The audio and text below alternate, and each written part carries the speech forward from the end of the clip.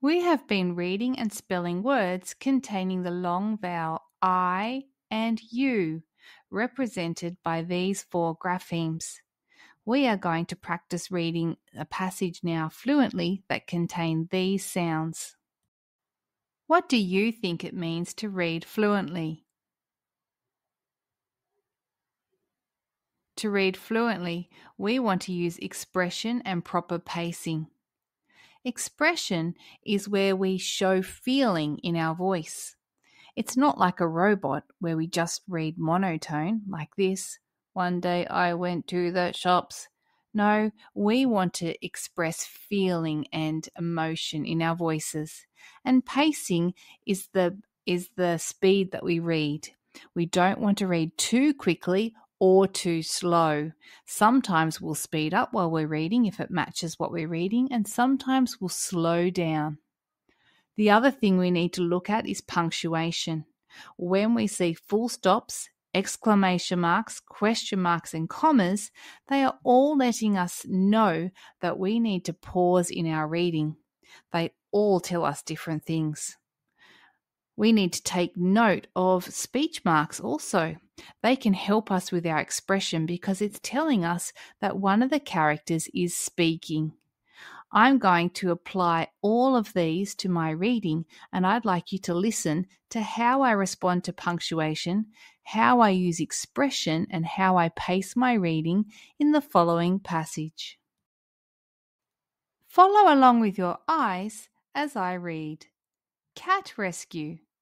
One morning, Vicky was strolling along her street when she looked up and saw a frightened cat stuck up high in a tall tree. You can hear how I used expression in my voice to convey worry towards the end of the sentence. I also paused at the comma. Listen again. One morning, Vicky was strolling along her street when she looked up and saw a frightened cat stuck up high in a tree. Vicky cried out to some people for help, and a fireman came in his new fire truck.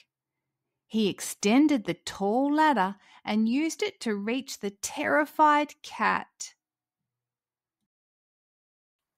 The fireman gently picked up the shaking cat and held him close as he stepped back down the ladder. In this part of the story, I slowed the pace of my reading down to match the fireman carefully and slowly taking the cat back down the ladder. Once he reached the ground, the people clapped. "What a fantastic rescue!" the people said. You can hear that I changed my voice inside the speech marks when I read "What a fantastic rescue." This was to show the excitement and happiness of the people. The satisfied cat ran down the avenue to his home. Vicky was pleased that he was safe. I'm going to put this story back up again, and this time I would like you to read through it. Practice reading fluently. That means read as smoothly as you can and use expression in your voice. You can read a little bit more quickly when an exciting thing is happening or a worrisome thing, and you can slow it down in the careful parts of the story. If you need more time on each slide, just pause the video. Begin reading now.